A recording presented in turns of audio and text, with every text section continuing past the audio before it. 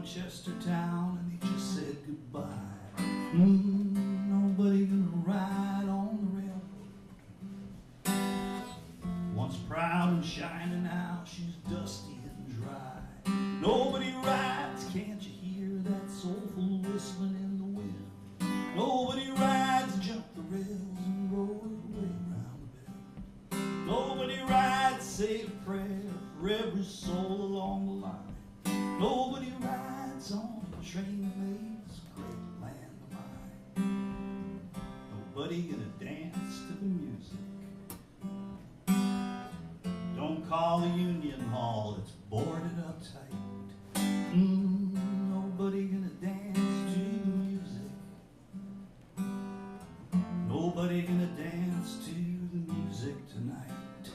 Nobody rides, can't you hear that soulful whistling in the wind?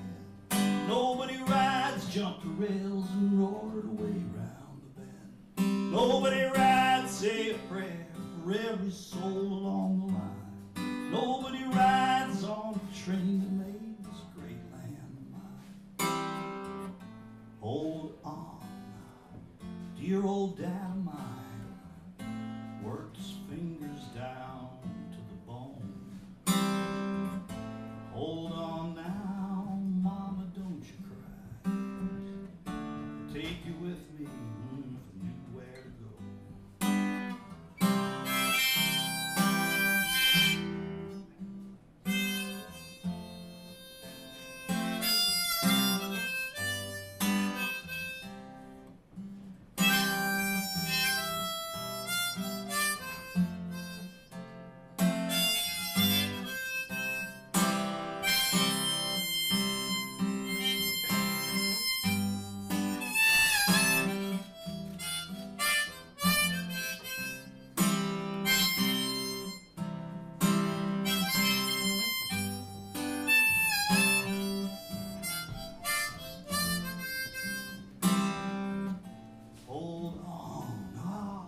Dear old dad of mine worked his fingers down to the bone.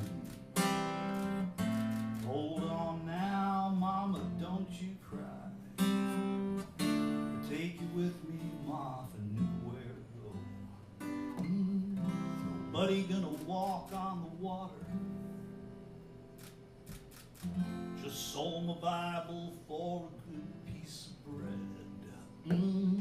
Nobody gonna walk on the water. Big train stole away and left us for dead. Nobody rides, can't you hear that soulful whistling in the wind? Nobody rides, jump the rails and roared away round the bend. Nobody rides, say a prayer for every soul along the line. Nobody rides on the train that made this great land of mine. Nobody rides. Nobody rides.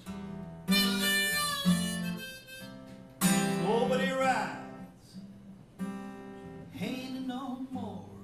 Nobody rides on the train that made this great land of mine. Nobody gonna ride on the railroad. Went down to Chestertown, they just said goodbye. Nobody gonna ride on the railroad. Once proud and shiny, now she's dusty and dry.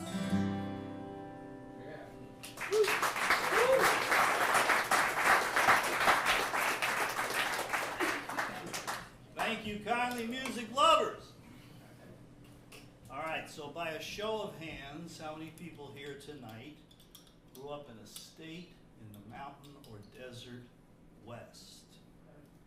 Don't be shy. We got one here. Which one? Idaho. I love it. Okay. Don't be shy. Which one? I was born in Oklahoma. That's good. Yeah. Kind of counts. Yeah. What we got back there? Kansas. No, sorry.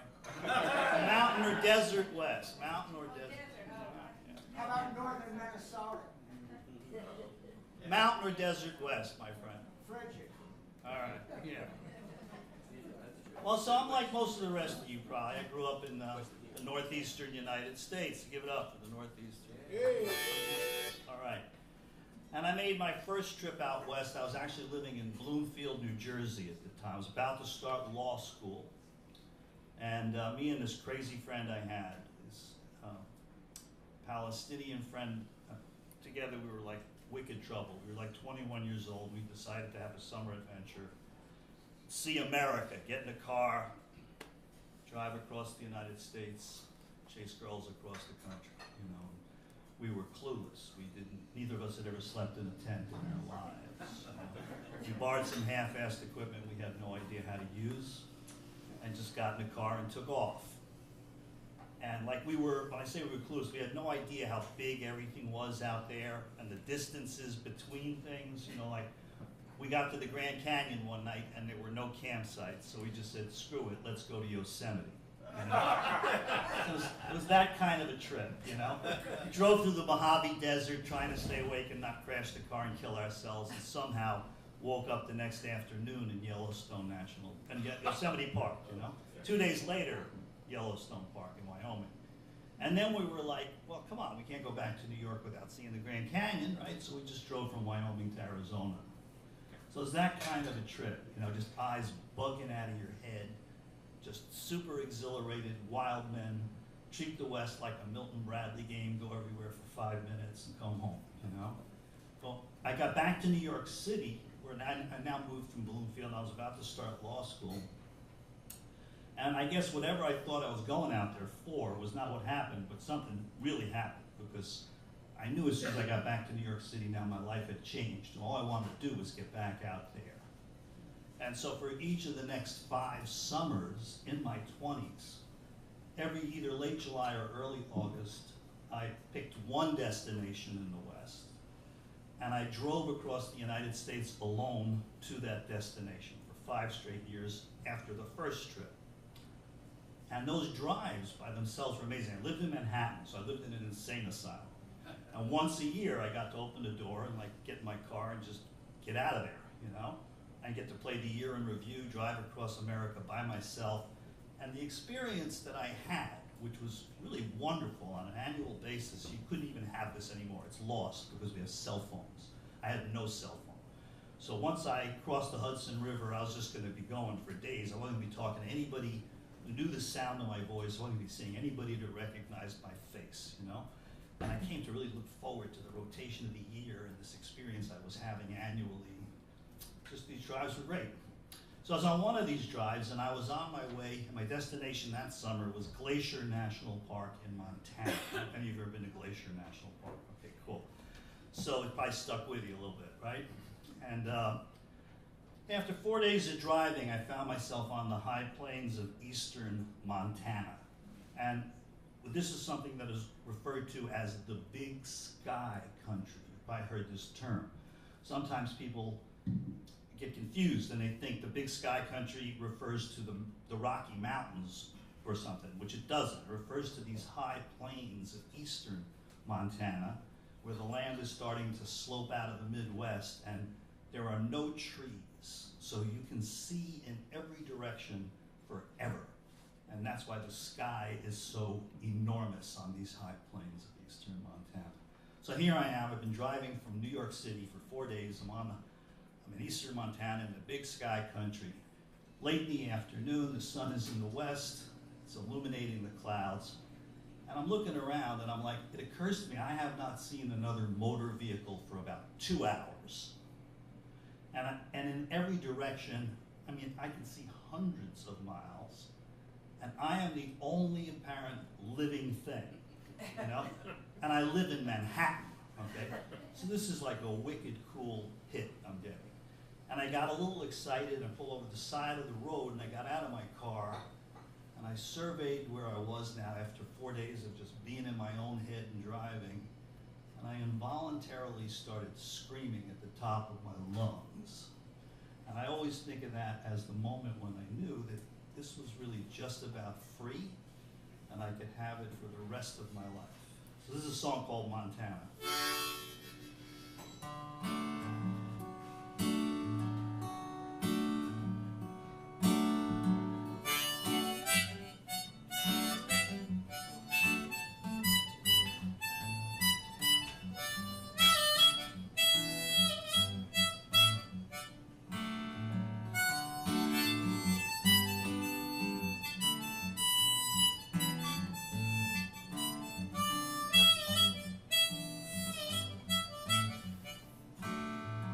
don't know my mama, you don't know my daddy, you don't know my name, my place of birth. But when I now look at the big sky country, knew I had a home on this earth. Montana, Montana, rocking me under your heavenly skies. Montana, Montana, gonna love you till the day I die. Got a home on a mountain, a home in the valley, live on a lake, live off the land. When I get crazy, there's a flathead woman to tell me I'm her loving man. Montana, Montana, rocking me under your heavenly skies. Montana, Montana, gonna love you till the day I die.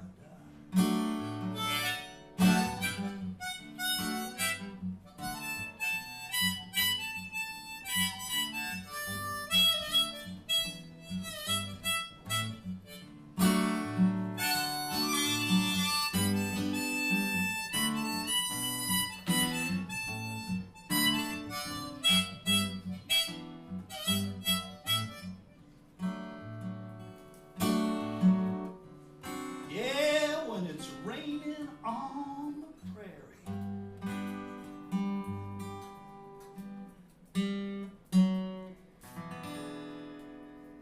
you can hear Barry putting tape or taking tape off the window. The angels sing.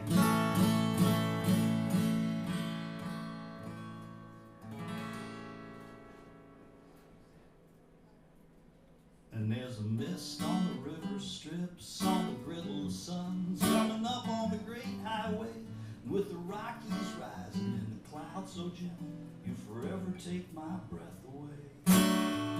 Montana, Montana, rocking me under your heavenly skies. Montana, Montana, gonna love you till the day I die.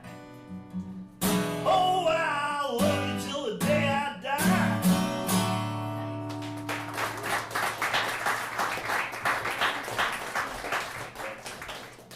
Thank you kindly. So I started writing songs while I was in law school. First ones were just horrible, you know. Wouldn't want to expose you to them. But by the time I graduated, I'd written a few songs I thought were pretty good, you know, and I felt like I need to get this out of my system so I can go be a lawyer. I decided, well, what I'll do is I'll go see some music publishers, I'll play them my songs. They'll say, well, they're not bad, kid, but it's a tough business. You could be a lawyer, it's a no-brainer, and then I could just, you know, kind of go on my merry way and be a lawyer. Wouldn't think about, well, what if I had to try, you know? But to my amazement, I got signed to publishing deals, like right away. And then I had a chance encounter with a great American artist by many of you know of, by the name of Richie Havens. You guys probably know who Richie Havens was. And he began to perform a song of mine. We became friendly and became a real supporter of what I did. And he performed a song of mine in concert for a lot of years. If I don't run out of time, I'll play that song with the set. And so my life kind of took a little different turn there, you know, and for a minute there it was kind of like, well, what am I going to do? This is getting very interesting. And so I decided I can't really go into a law firm. That's going to be like a 70-hour work week. Forget about doing this. And so for a little while, I was sitting tight, you know, and I had this little routine where I just was hanging out, waiting for my royalty checks to show up. In the meantime, you know, I was aware that I couldn't sing. And so I had to spend a lot of years when I, you know, with an electric guitar in front of like electric guitar rock and roll bands and clubs in lower Manhattan, screaming my brains out trying to figure out how to sing a song. Meantime, I kept getting out into the West. And I became really kind of obsessed and super aggressive about getting up on top of mountains and getting into very remote backcountry in the West. So I had these paths going in my life, and as I became a little bit better singer, I got the idea of making an album of songs that reflected my affection for the West. And that's what I'm performing, first part of this little set we're doing here, songs from that album, which is called Ride, and this is the title of the song.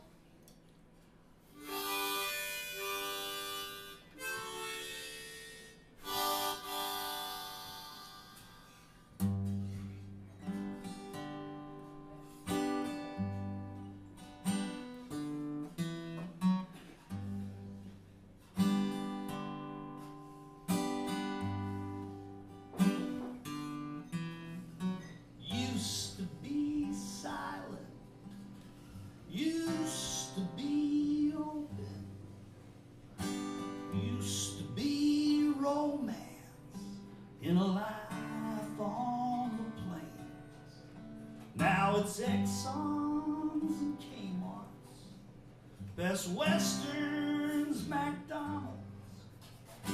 My cattle graze on the big missile range. Ride, ride, get along, little dog. Ride, ride, so gold in the sun. Yippee-yi, boys, hear the dinner bell ringing. Get along, little doggies, for days about done.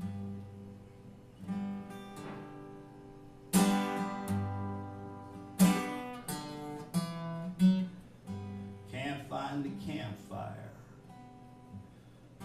can't find the kettle,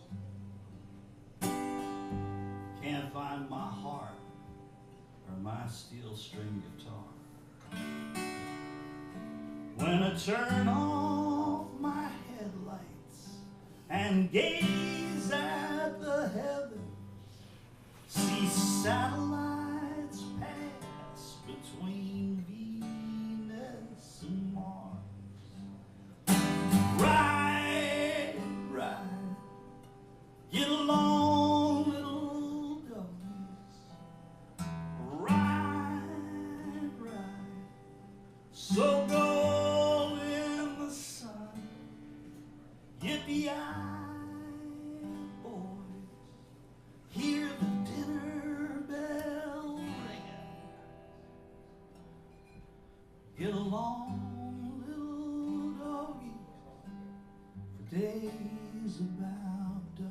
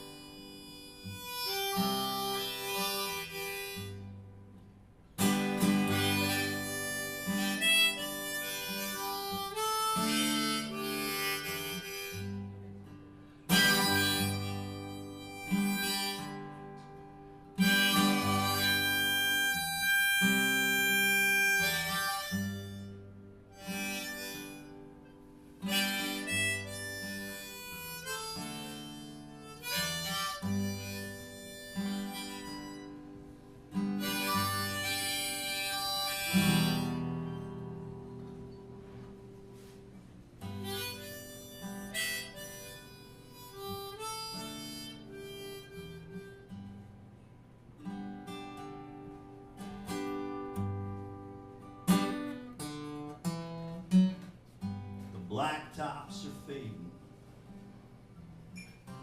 turnpikes they're opening, but somehow it just ain't the same as before. For it's up in the morning in search of the dollar, and there's no time for riding around here anymore. Ride, ride, get along, little doggies.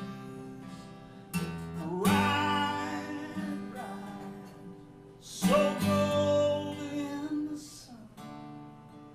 Yippee-yi, boys, in the wide open space.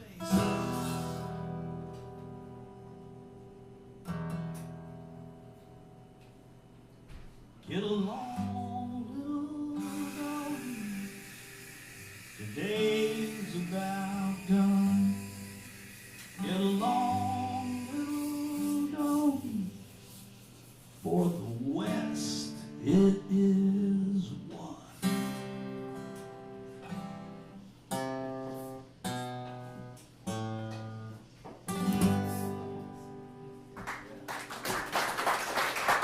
Thank you, thank you.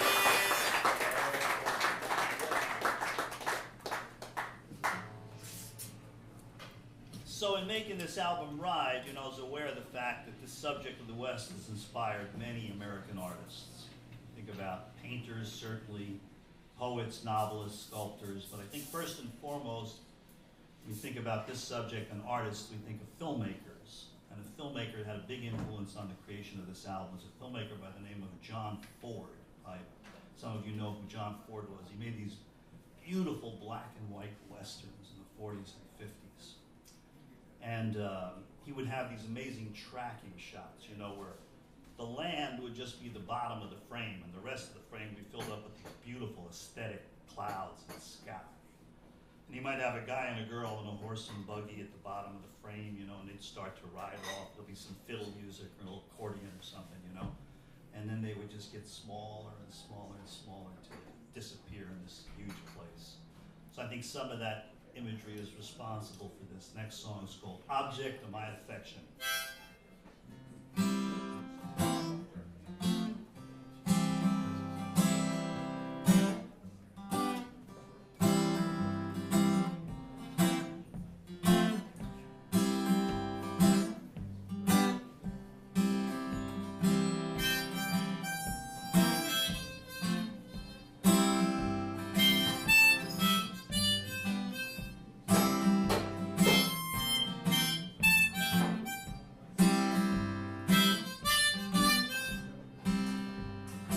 I know you don't care about nothing, you just smile and pass me by. So I will be serenading by your window tonight, singing, come to me, my soul surrender. Show me the way to your heart, you are the object of my affection. Can I be your sweetheart? Through all times of stormy weather, we'll be there to calm you down. They'll say, don't they go together when we go riding into town, singing, come to me, my soul surrender. Show me the way to your heart, you are the object of my affection. Can I be your sweetheart?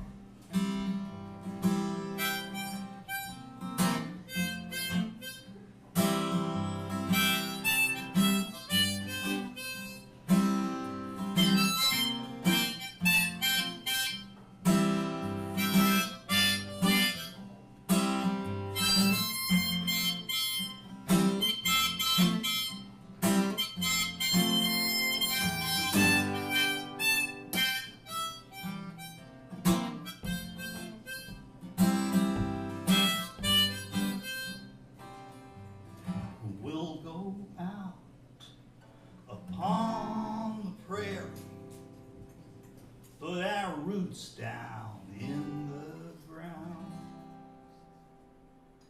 Now if the band was here, the bass player would go, bum, bum, bum, shout it out across the county. We'll look by together now, singing, come to me, my soul surrender. Show me the way to your heart, you are the object of my affection. Can I be your sweetheart? You are the object of my affection.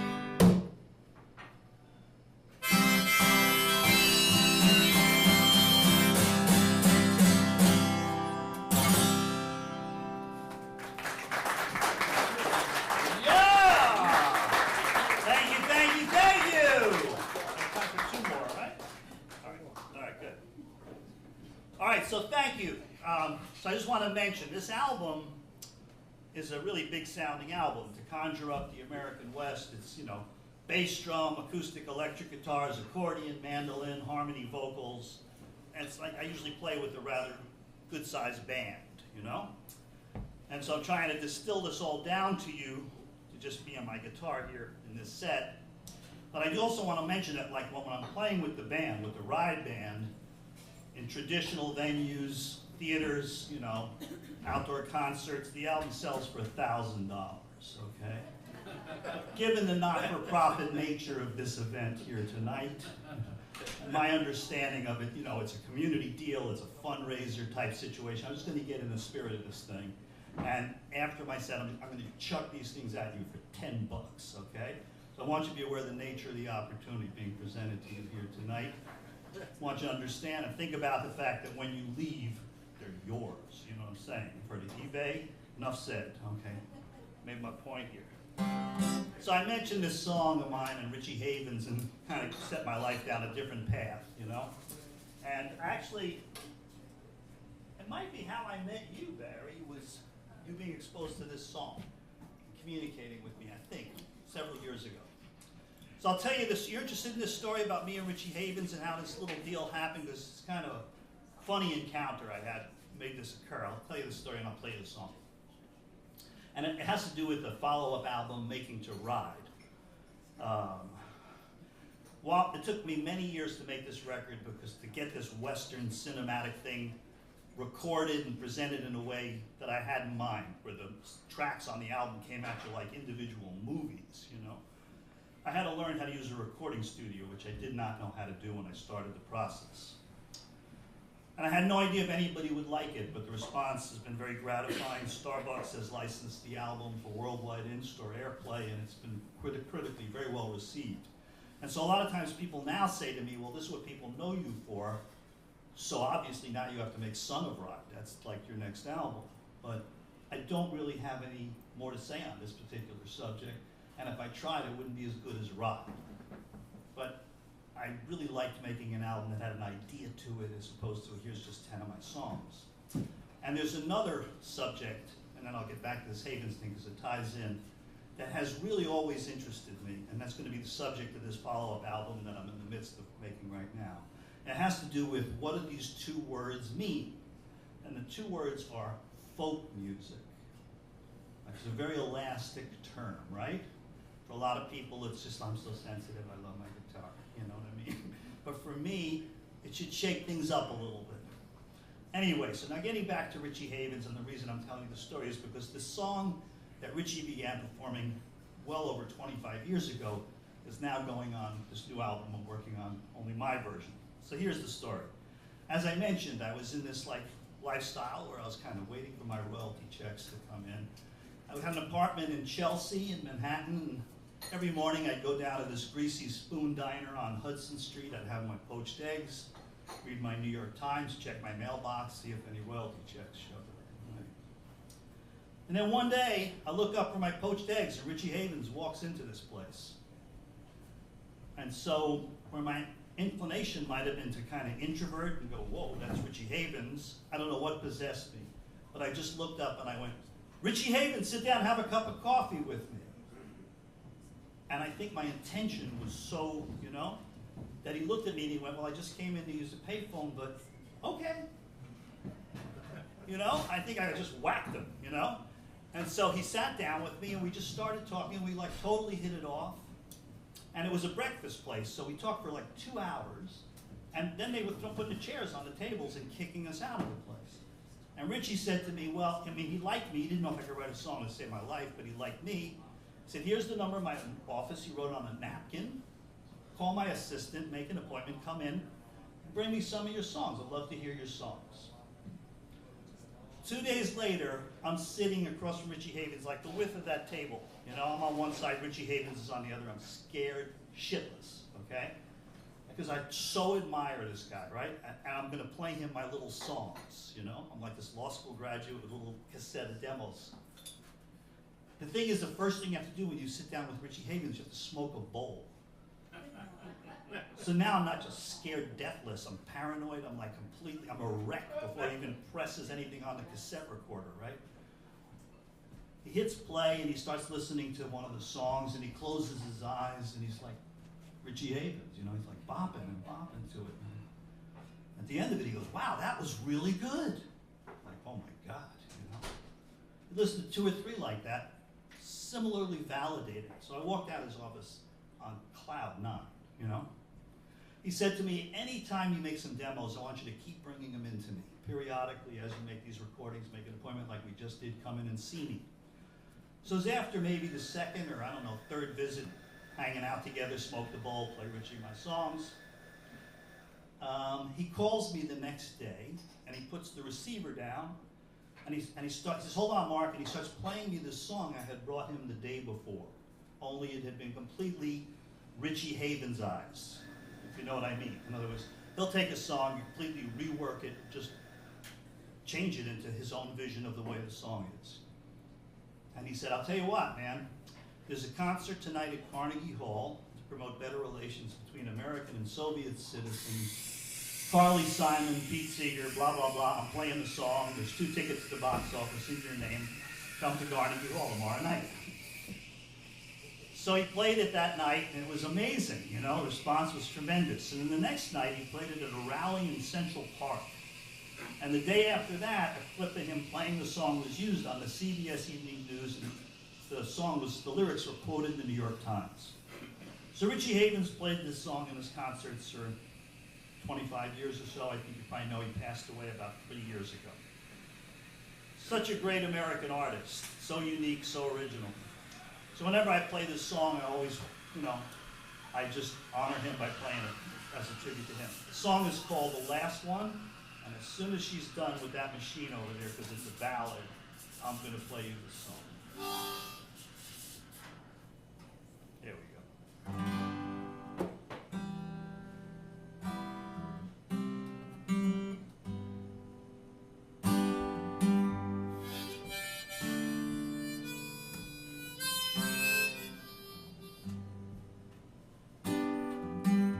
Roads closed,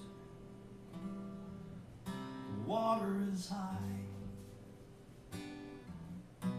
it's raining fire and the sky's alive. Oh, don't run, forget your gun, 'cause this one's gonna be the last one. So long, Jerusalem, the Grand Canyon and the Parthenon. Oh, all one, God's will be done. This one's gonna be the last one. Lights out, oh, the bridge is burning, smoke covers my home, sweet home. No sign of the Lord's returning, just the end of the road.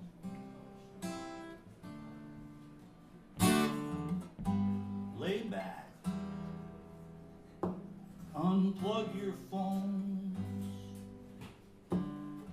remove your skin and throw away the bones. Take a long look at what we've done, 'cause this one's gonna be your last one.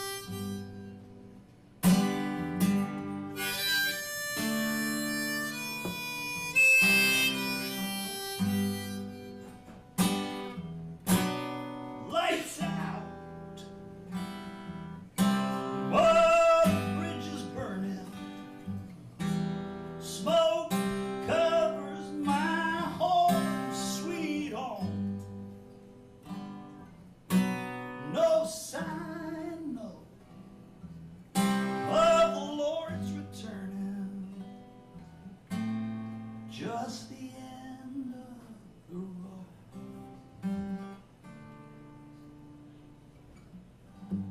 So hard to understand. I love my country and my fellow man. Just a deaf, dumb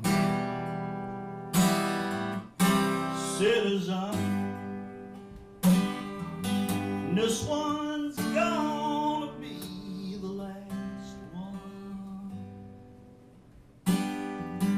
This one's gonna be the last one.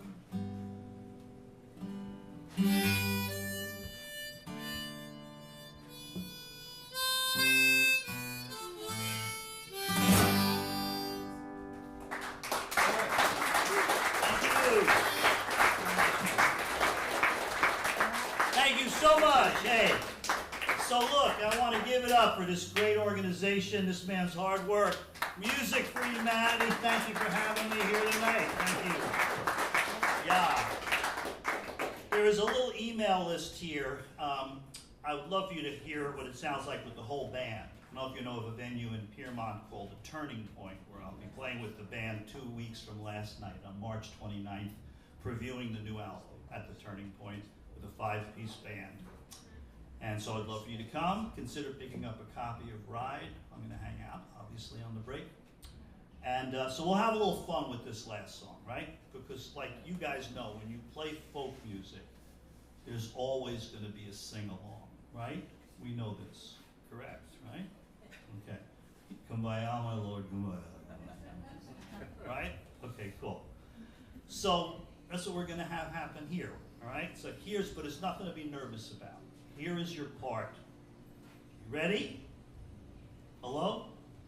Okay, here is your part. I like to stay up late. I like to play my guitar. Does anybody have it memorized yet? I like to, got this, Barry? I like to stay up late. I like to play my guitar. Okay, good. Okay, right. So we'll just do a little dry run. I'll show you how this goes so nobody gets hurt. It's going to be like this kind of a thing. I like to stay up late. I like to play my guitar. I like to stay up late. I like to play my guitar. It's not bad. I mean, that's pretty good. It's a little mellow, okay? It's a little bit mellow.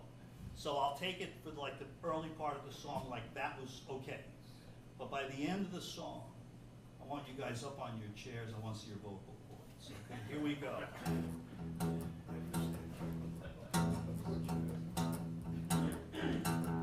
2, 3, 4.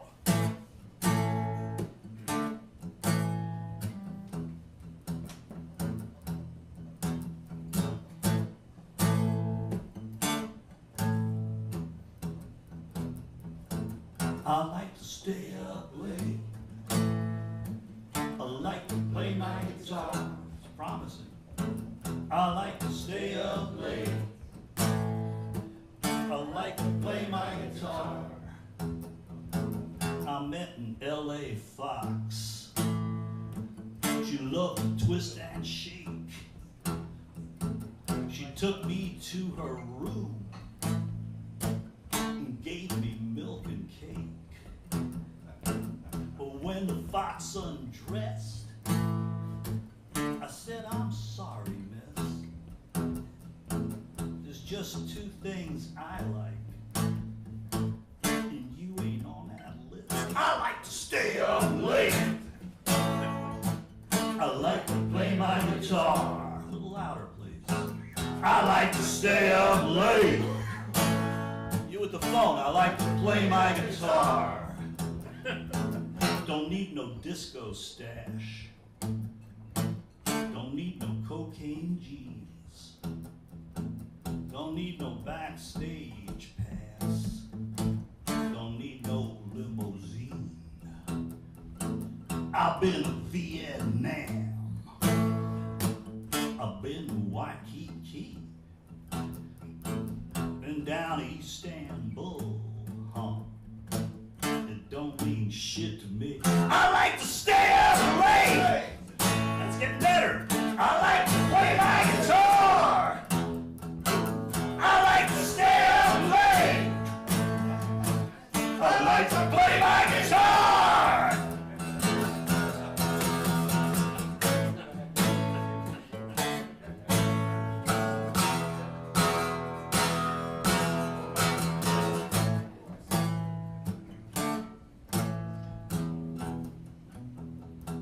You say I'm losing touch.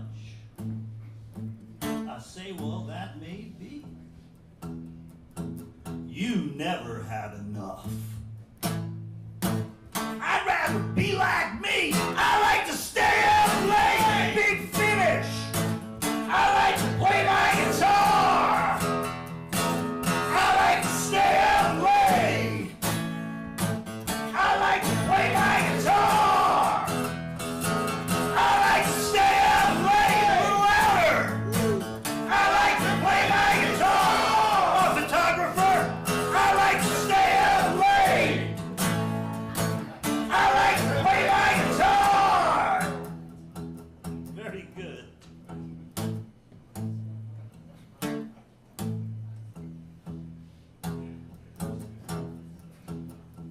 Late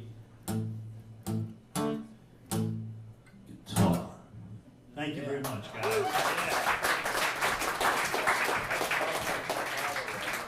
Nice, Mark. Let's give it up for Marc Berger. Great set. I love it. Woo!